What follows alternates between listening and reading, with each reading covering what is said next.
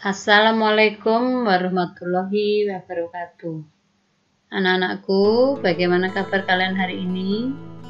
Sehat semua?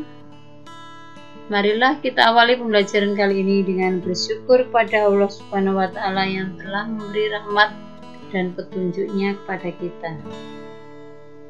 Anak-anakku, sudah siap mengikuti pembelajaran daring?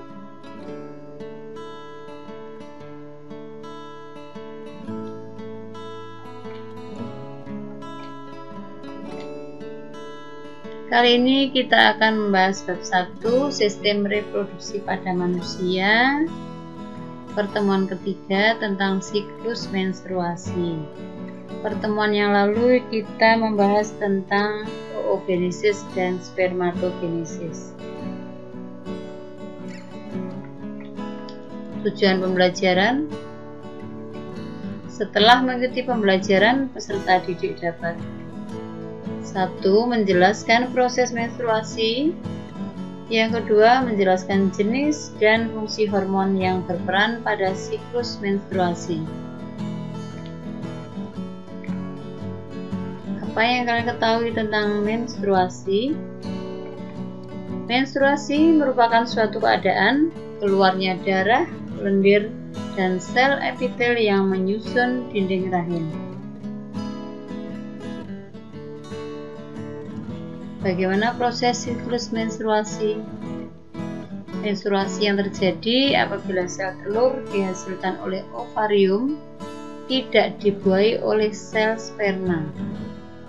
Siklus menstruasi berlangsung selama 28 hari, ada pula yang 18 hari dan 40 hari. Siklus menstruasi dibagi beberapa fase atau tahap.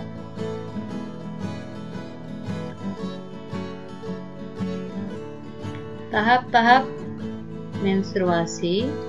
Yang pertama adalah fase menstruasi, yang kedua proliferasi, yang ketiga adalah ovulasi, yang keempat adalah sekretori.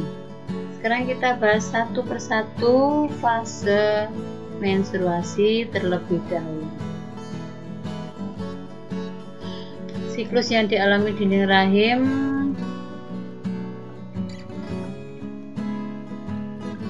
Di sini ada gambar siklus yang dialami oleh dinding rahim, mulai dari fase menstruasi, fase proliferasi, dan fase ovulasi. Yang terakhir adalah fase sekretori.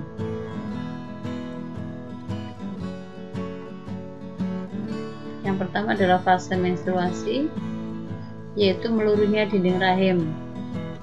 Di sini ada dinding rahim. Terjadi peluruan, dan karena berkurangnya hormon estrogen dan progesteron jika tidak terjadi pembuahan, akibatnya lapisan endometrium rusak dan diikuti pendarahan. Yang kedua adalah fase proliferasi. Dinding rahim menebal, tempat melekatnya mempersiapkan embrio apabila sel telur dibuai dan meningkatnya hormon estrogen. Di sini fase proliferasi terjadi pada hari ke-7 sampai ke-13 sesudah menstruasi. Yang ketiga adalah fase ovulasi, yaitu masa subur, lepasnya sel telur dari folikel. Ini terjadi pada hari ke-14 dari hari pertama menstruasi, yaitu sel telur sudah siap untuk dibuai.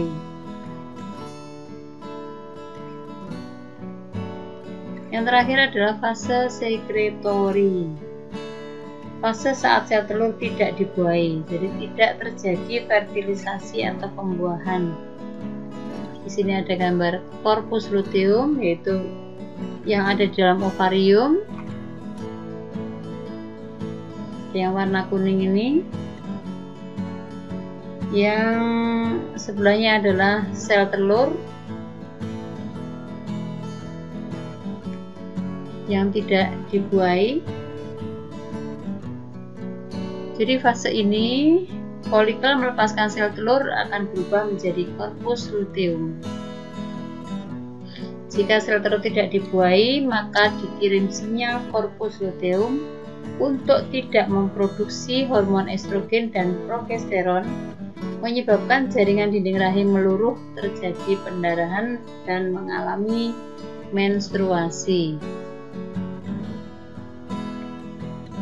Hormon yang berperan saat menstruasi, di sini ada FSH, ada estrogen, ada LH, dan progesteron. Fungsi hormon tersebut yaitu yang pertama adalah FSH memicu folikel dalam ovarium. Yang kedua adalah estrogen dan progesteron memicu dinding rahim menebal. Fungsi lain dari estrogen adalah memicu kelenjar pituitari menghasilkan FSH dan LH. LH mempunyai fungsi memicu pengeluaran sel telur atau ovulasi dan juga sebagai bahan uji waktu terjadi menstruasi.